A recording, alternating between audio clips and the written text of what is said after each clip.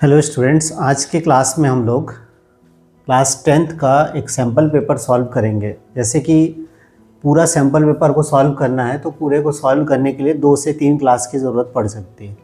तो हम लोग एकदम लाइन से सीक्वेंस में, जैसा ब्लूप्रिंट है हमारे 10th क्लास के, उसी ब्लूप्रिंट को फॉलो करते हुए हम लोग क्वेश्चन को सॉल्व करेंगे। तो ये जो क्वेश्चन पेपर है ये क्लास 10th का है और सीजी बोर्ड का है। और जो भी ब्लूप्रिंट, अभी लेटेस्ट ब्लूप्रिंट है, उसी ब्लूप्रिंट के अकॉर्डिंग एक क्वेश्चंस है। जैसे ब्लूप्रिंट में सबसे पहले 1 मार्क्स के जो क्वेश्चन होंगे 10 ऑब्जेक्टिव क्वेश्चन है। तो आज इस वीडियो में हम लोग देखेंगे कि ये 10 ऑब्जेक्टिव क्वेश्चन कौन कौन से चैप्टर से आया है और उसमें और कितने उससे रिलेटेड क्वेश्चन बन सकते हैं। तो जैसे ये मल्टीपल चॉइस क्वेश्चन है, हर क्वेश्चन में 4 ऑप्शन रहेगा, 4 में एक करेक्ट होगा।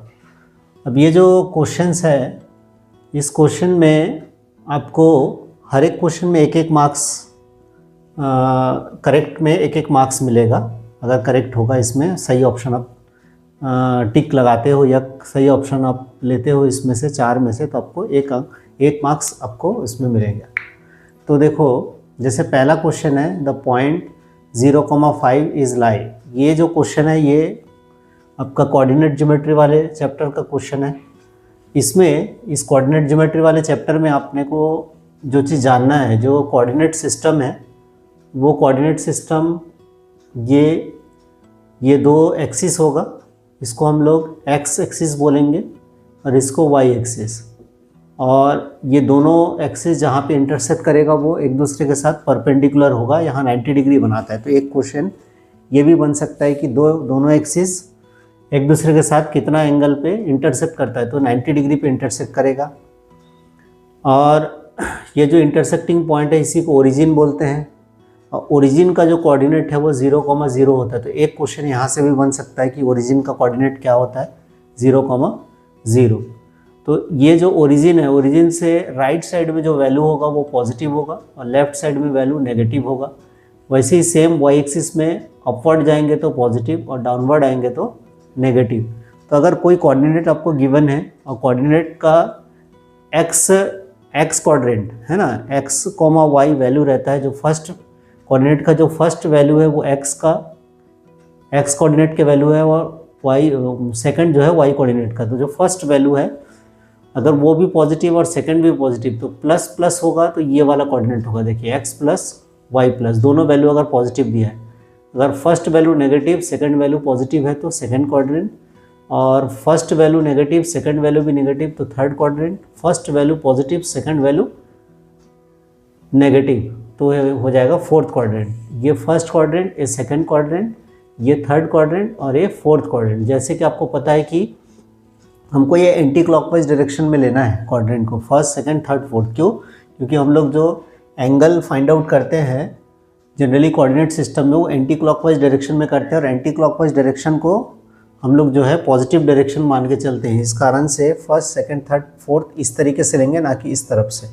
तो आप जब भी क्वेश्चन आपके पास आएगा, जैसे मान के चलिए -6,3 एक वैल्यू दिया है और आपको पूछ रहा है कि कौन से क्वाड्रेंट में है, तो उसमें first value negative and second value positive, मतलब वो सेकंड क्वाड्रेंट में है ना, उसमें आपका आंसर हो जाएगा इसका सेकंड क्वाड्रेंट, है ना। तो आपको हमेशा जो वैल्यू है वो लेते समय एंटी क्लॉकवाइज डायरेक्शन में आपको रोटेट होना है। तो हमको जो इस पेपर में जो फर्स्ट क्वेश्चन दिया है, पॉइंट 0,5 इज़ लाई ऑन, ये जो 0,5 है वो कौन से क्वाड्रेंट पे है। अब आप देख रहे हैं कि x का वैल्यू 0 यहाँ पे होगा, y का वैल्यू 5, मतलब यहाँ कहीं होगा। तो y एक्सिस के ऊपर में है ये वैल्यू, 0,5 जो है y एक्सिस के ऊपर होगा। दैट्स वाई हम लोग क्या लगाएंगे इसमें, y एक्सिस। अब मान के चलिए मैं आपको क्वेश्चन करवा रहा हूँ 0,5, आपके एग्ज़ाम में 3,0 ऐसा आया क्वेश्चन। तो 3,0 कौन से क्वाड्रेंट में है, तो 3,0 आप चेक करोगे तो जैसे x एक्सिस में 3 वैल्यू है लेकिन y एक्सिस का वैल्यू 0 है और x का वैल्यू पॉजिटिव है, तो इधर होगा, तो ये इसका आंसर हो जाएगा x एक्सिस। इस केस में x एक्सिस होगा। तो आपको जो भी कोऑर्डिनेट दिया होगा उसको देख के आपको पता होना चाहिए या पता लगाते आना चाहिए कि कौन से क्वाड्रेंट में वो वैल्यू होगा। तो ये हो गया आपका फर्स्ट क्वेश्चन। और उससे रिलेटेड उससे और क्या क्वेश्चन बन सकता है। अब जैसे सेकेंड क्वेश्चन है, सेकेंड क्वेश्चन में क्या पूछ रहा था, account in which the deposited amount can be withdrawn only after the completion of a fixed period. एक निश्चित एक फिक्स्ड पीरियड के बाद कौन सा अकाउंट है जिसके अमाउंट को हम क्या कर सकते हैं, विड्रॉ करा सकते हैं, वो है होता है फिक्स्ड डिपॉजिट अकाउंट। जैसे कि इसमें आपको दिख भी रहा है, amount in which the deposited amount can be the account in which the deposited amount can be withdrawn only after the completion of a fixed period. Fixed period के बाद जो अमाउंट को हम विड्रॉ करा सकते हैं वो फिक्स्ड डिपॉजिट अकाउंट होता है। तो ये जैसे यहाँ 4 टाइप के अकाउंट है, चारों टाइप के अकाउंट का अलग अलग नेचर होता है। वो क्या होता है, जैसे रिकरिंग डिपॉजिट अकाउंट है, इसमें हम लोग एक पर्टिकुलर टाइम ऑफ इंटरवल के बाद एक उसका इंस्टॉलमेंट क्रिएट करते हैं, जो उसमें ऑटो डेबिट भी हो सकता है या आप उस पर्टिकुलर अमाउंट को बैंक में जाकर जमा करते हैं। जैसे मंथली आप 100 रुपीज़ जमा कर रहे हो 5 साल के लिए, तो वो जो अकाउंट होता है उसको हम रिकरिंग डिपॉजिट अकाउंट बोलते हैं, जिसमें हो सकता है कि क्वार्टरली उसका इंटरेस्ट कैलकुलेटेड हो, हाफ ईयरली भी हो और ईयरली भी हो। तो इसका रिकरिंग डिपॉजिट अकाउंट का बैंकिंग एंड टैक्सेशन वाले चैप्टर से, ये जो बैंकिंग वाला टॉपिक है उसमें रिकरिंग डिपॉजिट अकाउंट से एक क्वेश्चन फिक्स आता ही है 4 मार्क्स का। उसका एक सिंपल फार्मूला है, उस सिंपल फार्मूला से आप उस आरडी के क्वेश्चन को फाइंड आउट मतलब सॉल्व कर सकते हो। जो करेंट अकाउंट होता है, करेंट अकाउंट एक ऐसा फ्लेक्सिबल अकाउंट होता है जिसमें कितना भी अमाउंट आप उसमें क्रेडिट या कितना भी अकाउंट उसमें से विड्रॉ करा सकते हो। तो ये generally unlimited amount of money को हम उसमें क्रेडिट या डेबिट करा सकते हैं। ऐसे अकाउंट को हम करेंट अकाउंट बोलते हैं। फिक्स्ड अकाउंट क्या है, एक पर्टिकुलर फिक्स्ड टेन्योर के लिए अगर आप किसी अमाउंट को डिपॉजिट करते हो तो वो फिक्स्ड डिपॉजिट अकाउंट होता है। और सेविंग अकाउंट का मतलब होता है ऐसा अकाउंट जिसमें आप अपने अमाउंट को, अपने पैसे को सेव करके रखते हो, जिसमें से वो जनरली कुछ पर्टिकुलर रेट ऑफ इंटरेस्ट आपको उस अमाउंट पे देगा, जिसमें आप उस अमाउंट को, उस पैसे को फिक्स मतलब उस पैसे को आप रखे हो। उसमें कोई टाइम इंटरवल नहीं होगा, आप कभी भी उसको निकाल भी सकते हो, कभी उसमें और एक्स्ट्रा पैसा जमा भी कर सकते हो, लेकिन उसमें कोई फिक्स्ड टाइम इंटरवल नहीं होगा। जैसे कि फिक्स्ड डिपॉजिट अकाउंट है, इसमें आपने मान के चलिए 10 लाख रुपए आपने फिक्स करवा दिया, लेकिन अगर उस अमाउंट को उस फिक्स्ड टेन्योर के पहले अगर आप उसको विड्रॉ कराते हो तो आपका उसमें क्या लगेगा, फ़ाइन लगेगा। लेकिन सेविंग अकाउंट में ऐसा कुछ नहीं होता है, उसमें आप विड्रॉ कराओगे तो आपको उसमें फ़ाइन का कोई प्रावधान नहीं है, उसमें फ़ाइन वगैरह नहीं लगेगा। तो ये जो बैंकिंग एंड टैक्सेशन वाला चैप्टर है, इसमें मैं आपको बता रहा हूँ 2 क्वेश्चन आपको, जैसे एक ऑब्जेक्टिव यहाँ से कर लिए और 2 क्वेश्चन आपको 4 मार्क्स का इसमें प्रैक्टिस कर लेना है। एक हो गया आरडी का, रिकरिंग डिपॉजिट अकाउंट का, 100 रुपीज़ मंथली या 150 रुपीज़ मंथली जमा कर रहे हैं तो कितना अपने को उसमें कितना हमको उसमें वापस रिटर्न मिलेगा, तो उसका एक सिंपल फार्मूला है, उससे बन जाएगा। और एक होता है आपका अमाउंट वाला क्वेश्चन, जिसमें आपको अमाउंट फाइंड आउट करना है और उसको सीआई से माइनस कर देने से अपने को क्या मिल जाएगा, उसका इंटरेस्ट का वैल्यू फाइंड आउट हो जाएगा। तो 2 क्वेश्चन आप प्रैक्टिस करके जाएंगे, तो अगर उसमें टैक्सेशन से क्वेश्चन आ रहा है तो वो उसके और में रहेगा। नेक्स्ट जो है आपका ये वॉल्यूम एंड सरफेस एरिया वाला चैप्टर है, जिसमें curved surface area of cone पूछ रहा है। तो curved surface area of cone होता है पाई आर एल। तो इसमें आपको जो है इस वाले चैप्टर में जो जनरली आपको पढ़ना है, इस चैप्टर में सबसे पहले आप पढ़ोगे क्यूबॉइड। तो क्यूबॉइड में आपको सबसे पहले फेज डायगोनल आएगा। तो फेज डायगोनल इसमें 3 होगा, D1, D2 और D3। तो इसमें 3 फेज डायगोनल होगा, √a² plus b² √a² plus c² √b² plus c²। ये 3 फेज डायगोनल होगा, एक मेन डायगोनल होगा। मेन डायगोनल अगर फाइंड आउट करना है तो √a² plus b² plus c², ये हो जाएगा मेन डायगोनल। उसका क्यूब का पढ़ोगे तो इसका आई थिंक फेज डायगोनल एक ही है ना, ए रूट 2 और मेन डायगोनल शायद ए रूट 3 है, फेज डायगोनल और उसका मेन डायगोनल है ना। जो मेन डायगोनल है उसी को आप स्पेस डायगोनल भी बोलते हैं। ये जैसे मेन डायगोनल उसी को आप स्पेस डायगोनल बोलेंगे। उसके बाद आप क्यूबॉइड में ये 3 डायगोनल और ये मेन डायगोनल। क्यूब में फेज डायगोनल में तीनों फेज डायगोनल का वैल्यू सेम होगा, क्योंकि क्यूब का हर एक फेस जो है सेम होगा, सिमिलर फेस है। जैसे क्यूबॉइड है उसका शेप आपको पता है, जैसे मैच बॉक्स है उसके जैसा दिखेगा क्यूब, और क्यूबॉइड जो है हर तरफ से जिसका सरफेस एकदम फिक्स होगा, ये ऐसा, ये होगा क्यूबॉइड। अब देखिए क्यूब और क्यूबॉइड में ये थोड़ा सा इसका मतलब जो सरफेस है वो रेक्टेंगुलर शेप का होगा ये, और इसका जो है क्यूब में हर एक सरफेस जो है स्क्वायर शेप का होगा। अब जो है नेक्स्ट जो इसमें आपको पढ़ना है वो है सिलेंडर। तो सिलेंडर में जैसे कर्व्ड सरफेस एरिया और टोटल सरफेस एरिया और वॉल्यूम, ये 3 चीज़ आपको पता होना चाहिए। तो सिलेंडर का जैसे कर्व्ड सरफेस एरिया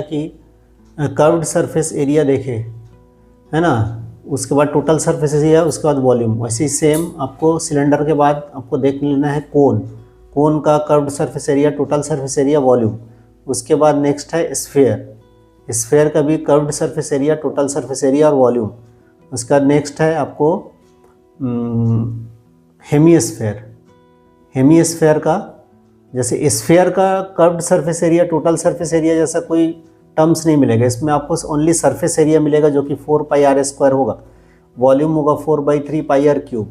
वैसे सेम हेमीस्फेयर में 2 अलग अलग होगा, कर्व्ड सरफेस एरिया, क्योंकि हेमीस्फेयर का शेप ऐसा होगा ऐसा, तो हेमीस्फेयर में इसको ऊपर वाला टॉप सरफेस को छोड़ के इसको बस निकालेंगे तो 2πr² curved surface area, total surface area होगा 3πr², वॉल्यूम हो जाएगा 2/3 πr³। वैसे सेम कोन का हो जाएगा, कर्व्ड सरफेस एरिया होगा तो πrl, टोटल सरफेस एरिया होगा πr+r+l और वॉल्यूम हो जाएगा 1/3 πr²h, है ना।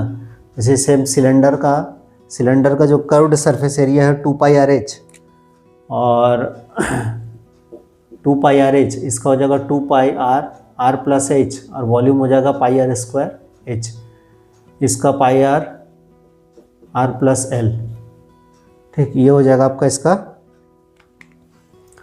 Total surface area. तो इतना चीज़ें अगर आपको याद है, आपको कोई भी एक वैल्यू फाइंड आउट करने बोलेगा या कोई एक टर्म्स फाइंड आउट करने बोलेगा, बाकी सारा डेटा आपको दिया हुआ रहेगा। जैसे इसमें बोल रहा है curved surface area of A cone having radius r दिया है, यहाँ पे r के जगह 2 सेंटीमीटर देगा, l के जगह 3 सेंटीमीटर दे रहा है, h के जगह 5 सेंटीमीटर दे रहा है। फॉर एग्जाम्पल के लिए आपको कर्व्ड सरफेस एरिया पूछ रहा है, फॉर्मूला पता है, वैल्यू रखे, आंसर फाइंड आउट हो गया। पाई का वैल्यू तब रखोगे जब कैंसिल होगा, जब कैंसिल नहीं होगा तो पाई का वैल्यू रखने की ज़रूरत नहीं है। सिमिलरली इस वाले चैप्टर में इतना फॉर्मूला आपको, मेन जो सरफेस एरिया एंड वॉल्यूम्स वाला चैप्टर है इसमें इतना फॉर्मूला आपको ज़रूरत पड़ेगा। और इसका जो क्यूबॉइड का सरफेस एरिया और वॉल्यूम है वो आपका 9th क्लास का टॉपिक है, तो उसमें से जनरली क्वेश्चन नहीं पूछता है। फिर भी एक बार उसके फॉर्मूला को देख लेना है किसका क्या फॉर्मूला होता है। ठीक, इसके बाद हम लोग जो नेक्स्ट क्वेश्चन है ऑब्जेक्टिव का, वो नेक्स्ट क्वेश्चन आया है आपका रेशियो एंड प्रोपोर्शन वाले चैप्टर से, the mean proportion between A and C. तो रेशियो एंड प्रोपोर्शन में आपको पता है कि मीन प्रोपोर्शन फाइंड आउट करना है। जैसे इसमें ए और सी दिया है, उसके जगह वैल्यू भी दे सकता है, तो आप अगर इसमें जनरल फॉर्मूला आपको पता है तो वैल्यू देने से उसको भी फाइंड आउट कर सकते हैं। तो मीन प्रोपोर्शन को आप बी कंसिडर कर लो, तो A:B:C जो मीन प्रोपोर्शन मतलब उसको सेंटर में लिखें, उसी को 2 बार लिखेंगे ऐसा। तो ये जो रेशियो है उसी को डिवाइड के फॉर्म में लिखते हैं, प्रोपोर्शन मतलब इक्वल टू को इक्वल टू के फॉर्म में लिखेंगे, B/C क्रॉस मल्टीप्लाई करेंगे तो B² = AC हो जाएगा, तो B = ±√AC ये आ जाएगा। तो अगर इसमें आपको बोलता है कि 2 and 3 का मीन प्रोपोर्शन फाइंड आउट करिए, तो डायरेक्ट आप क्या करते हैं, √2 × 3 मतलब ±√6 आपका आंसर हो जाएगा। ठीक, तो कोई भी 2 वैल्यू दिया है उसका मीन प्रोपोर्शन पूछ रहा है, मतलब ±√AC उसका मीन प्रोपोर्शन हो जाएगा। ये आप ऐसे करके फाइंड आउट करेंगे। ठीक, तो रेशियो एंड प्रोपोर्शन वाले चैप्टर में जनरली एक टाइप का क्वेश्चन होता है जिसमें प्रूव दैट आता है, के टाइप का। आप उसको कंसिडर कर लेते हैं, के कंसिडर करके उसको क्रॉस मल्टीप्लाई करके A = B के सी इक्वल टू डी के ऐसा लेके फिर उसमें सब्स्टिट्यूट करते हैं LHS में, तो RHS का value generally consider find out हो जाता है। और दूसरा जो है ये मीन प्रोपोर्शन वगैरह इसके क्वेश्चन आता है। नेक्स्ट जो क्वेश्चन हमारा है वो है पॉलिनोमियल वाले चैप्टर, फर्स्ट चैप्टर से। तो पॉलिनोमियल में आपने रिमाइंडर थ्योरम पढ़ा होगा, उसमें रिमाइंडर थ्योरम में अगर x minus A F of x को डिवाइड कर रहे हैं तो उसका रिमाइंडर क्या होगा। तो उसका रिमाइंडर फाइंड आउट करने के लिए हम लोग सीधा सीधा जो डिवाइज़र दिया रहता है जिससे आप डिवाइड करते हो x माइनस ए, उसको हम लोग इक्वल टू 0 कर देते हैं। तो यहाँ से x का वैल्यू मिल जाता है a, और जो आपका डिविडेंड है एफ ऑफ एक्स उसमें x के जगह इसको पुटअप कर दोगे तो ये जो इसका जो वैल्यू आएगा वही क्या होगा, रिमाइंडर होगा। तो जैसे यहाँ x माइनस ए दिया है उसके जगह x माइनस 2 दे सकता है, x प्लस 2 दे सकता है। अगर यहाँ प्लस होगा तो माइनस वाला हो जाएगा रिमाइंडर, यहाँ माइनस है तो प्लस वाला हो जाएगा रिमाइंडर। तो ये इस वाले चैप्टर से आपको डिवाइड वाला टॉपिक आना चाहिए, रिमाइंडर थ्योरम आना चाहिए, जिससे कि आपको डायरेक्ट क्वेश्चन आए तो रिमाइंडर थ्योरम अप्लाई करके आप रिमाइंडर फाइंड आउट कर सको, है ना। और इसमें sum of zeroes, product of zeroes वाला टॉपिक है, फिर फैक्टर निकालने वाला टॉपिक है। ये 2-3-4 टॉपिक है इसमें, इस वाले चैप्टर से जनरली पूछा जाता है। नेक्स्ट जो है आपको पूछा है कि the degree of measure of a circle, एक सर्कल का डिग्री। तो एक सर्कल के एक सर्कल का जो है एक राउंड अगर पूरा देखेंगे तो कितना होता है एंगल, 360 डिग्री होता है। जनरल इन्फॉर्मेशन है, आपको पता होगा। उसके बाद नेक्स्ट जो है क्वाड्रेटिक इक्वेशन वाले चैप्टर का क्वेश्चन है the discriminant of a quadratic equation. तो सबसे पहले हम लोग देखते हैं कि क्वाड्रेटिक इक्वेशन होता क्या है। क्वाड्रेटिक इक्वेशन जो ax² plus bx plus C equal to 0 whereas a not equal to 0 को शो करता है, मतलब इसको इस वाले स्ट्रक्चर को होल्ड करता है, ऐसे इक्वेशन को क्वाड्रेटिक इक्वेशन बोलते हैं। तो एक क्वेश्चन ऐसा बन सकता है कि क्वाड्रेटिक इक्वेशन 4 इक्वेशन दिया रहेगा, उसमें से बोलेगा इसमें से कौन सा क्वाड्रेटिक इक्वेशन नहीं है। तो उसमें से एक ऐसा टर्म रहेगा जिसमें हो सकता है कि वेरिएबल का पावर फ्रैक्शनल वैल्यू दिया हो, या ये वाला टर्म्स हो ही नहीं। तो ऐसे इक्वेशन को हम क्वाड्रेटिक इक्वेशन नहीं बोलेंगे। तो क्वाड्रेटिक इक्वेशन वो होगा जिसका फॉर्म जो है ये होल्ड करेगा, वही क्वाड्रेटिक इक्वेशन होगा। इस क्वाड्रेटिक इक्वेशन में एक इम्पॉर्टेंट टॉपिक है डिस्क्रिमिनेंट। तो इस डिस्क्रिमिनेंट से 2 मार्क्स का भी क्वेश्चन जनरली पूछता है। डिस्क्रिमिनेंट d इक्वल टू क्या होता है, b² माइनस 4ac। ये जो क्वाड्रेटिक इक्वेशन, इसको सॉल्व करने के बाद अगर d का वैल्यू आप फाइंड आउट करते हैं और 0 आता है तो आप बोलते हैं कि रूट्स, इस कंडीशन में कैसा रूट्स मिलेगा आपको, roots are real and equal roots मिलेगा आपको।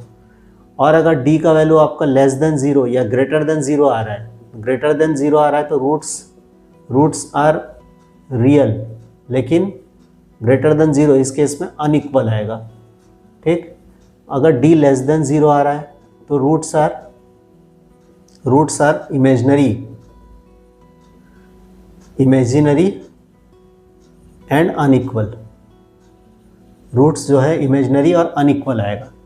अब देखिए हमको इस क्वेश्चन में क्या बोल रहा है कि डिस्क्रिमिनेंट है जिसका डिस्क्रिमिनेंट क्या है, 0 है, मतलब d इक्वल टू 0 है, रूट्स रियल एंड इक्वल होगा। तो एक रूट अगर 5 दिया है तो दूसरा रूट भी 5 ही होगा।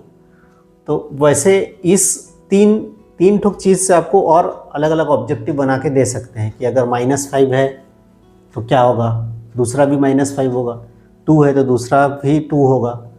तो d ग्रेटर देन 0 है तो उसमें 3 ऑप्शन आपको दिया है कि d ग्रेटर देन 0 है, किसी क्वाड्रेटिक इक्वेशन का डिस्क्रिमिनेंट का वैल्यू 0 से ज़्यादा है या पॉजिटिव आ रहा है, तो उस केस में 3 ऑप्शन में इसको दिया, चौथा ऑप्शन में नन ऑफ दिस दिया। तो आपको d ग्रेटर देन 0 का कंडीशन पता होना चाहिए।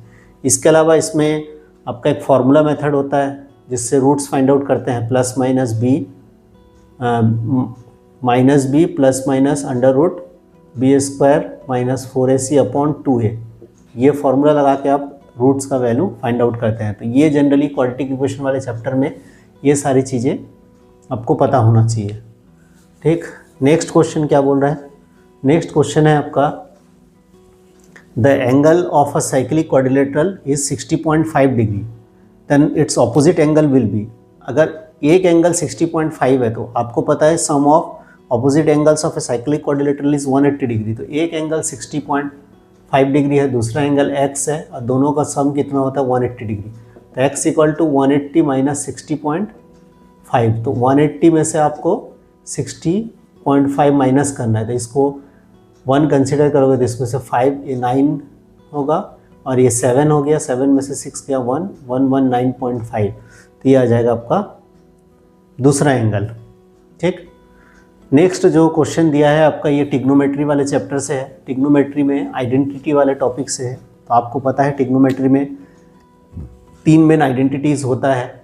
एक है sine square theta plus cos square theta equal to 1, दूसरा होता है 1 plus tan square theta is equal to sec square theta, तीसरा आइडेंटिटी है 1 plus cot square theta is equal to cosec square theta. ये 3 आइडेंटिटी आपको इसमें पता होना चाहिए टिग्नोमेट्री में, और टिग्नोमेट्रिक टेबल पता होना चाहिए। उसके बाद 90 प्लस थीटा वाला फॉर्मूला पता होना चाहिए।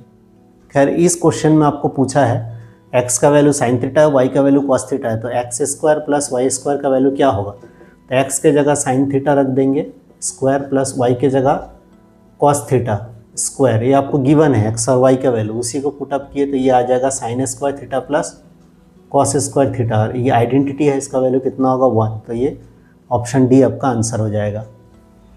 नेक्स्ट जो है आपका लीनियर इक्वेशन इन 2 वेरिएबल्स वाले चैप्टर से आया है क्वेश्चन।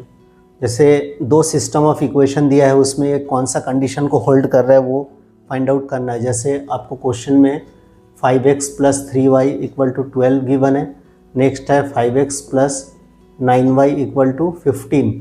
आपको पता है कि a1x plus b1y equal to c1 और दूसरा है a2x plus b2y equal to c2। तो a1 का वैल्यू 5, a2 का वैल्यू भी 5, b1 का वैल्यू 3, b2 का वैल्यू 9, c1 का वैल्यू 12 और c2 का वैल्यू 15। तो a1 by a2 is equal to 5 by 5, b1 by b2 is equal to 3 by 9, इसको कैंसिल किए तो 1 आएगा, इसको कैंसिल किए तो 1 बाई 3 आएगा, और c1 by c2 is equal to 12 by 15। तो इसको 3 से कैंसिल कर सकते हैं 4 टाइम्स और ये 5 टाइम्स, 4 बाई 5।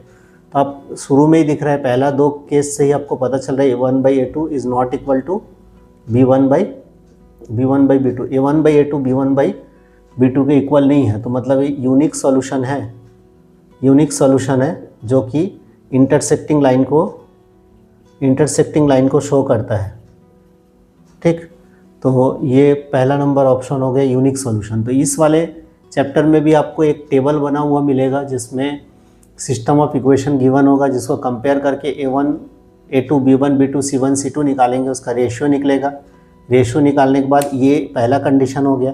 अगर ऐसा कंडीशन आ रहा है तो यूनिक सॉल्यूशन है और उसके जो लाइन्स है वो इंटरसेक्टिंग लाइन्स होंगे। दूसरा कंडीशन ये होता है कि a1 by a2 equal to b1 by b2 is not equal to c1 by c2, ऐसा होता है तो ये नो सॉल्यूशन होता है, नो सॉल्यूशन। और ये जो है पैरेलल लाइन से रिप्रेजेंट होता है, ये पैरेलल लाइन से रिप्रेजेंट होगा। पूछता है क्वेश्चन, जैसे ये क्वेश्चन दिया है, ये यूनिक सॉल्यूशन का कंडीशन क्रिएट कर रहा है तो ऑप्शन ए आंसर हो गया। यही अगर ये कंडीशन क्रिएट करता तो आपका नो सॉल्यूशन होता, पैरेलल लाइन्स आपको बोलता कि द लाइन डिपिक्टेड बाय, वो लाइन जो है क्या चीज़ से रिप्रेजेंट हो रहा है, क्या कंडीशन है लाइन का, तो पैरेलल लाइन्स है उस केस में। और तीसरा कंडीशन है अगर तीनों इक्वल है, a1 by a2 b1 by b2 equal to c1 by c2, तीनों इक्वल है मतलब वो आपका इनफाइनाइट मेनी सॉल्यूशन है ना। ये सी नंबर कंडीशन होगा, ये मेनी सॉल्यूशन वाला कंडीशन है। और इसमें जो लाइन होगा वो लाइन जो है एक दूसरे को ओवरलैप करेगा, है ना। एक लाइन के ऊपर दूसरा लाइन आ जाएगा तो उस कंडीशन में इनफाइनाइट मेनी सॉल्यूशन बनेगा। तो इस वाले चैप्टर में आपको ये टेबल से जनरली एक क्वेश्चन पूछा जाता है। कई बार एक क्वेश्चन ऐसा होता है जिसमें यूनिक सॉल्यूशन है, 3 वैल्यू नोन है, एक अननोन है, तो उसको क्रॉस मल्टीप्लाई करोगे तो आपको k का वैल्यू नॉट इक्वल टू में एक आंसर मिलेगा। तो ये हो गया आपका ऑब्जेक्टिव, मतलब ये जो हम सैम्पल पेपर सॉल्व कर रहे हैं, सैम्पल पेपर के 10 ऑब्जेक्टिव जो है ये आपका कोई पब्लिशर्स का पेपर नहीं है, एक जनरल पेपर है जिससे हम जो है इसमें 10 ऑब्जेक्टिव पहले सॉल्व किए हैं। उसके बाद आगे वीडियो कंटिन्यू होगा तो उसमें हम लोग फिर इन द ब्लैंक्स को देखेंगे, फिर धीरे धीरे उसके क्वेश्चंस को भी सॉल्व करेंगे। ऑब्जेक्टिव में थोड़ा टाइम ज़्यादा लेके इसलिए मैं बताया हूँ ताकि आपको इससे रिलेटेड और भी कोई क्वेश्चन अगर बनता है तो आप उसको बना सको। Thank you.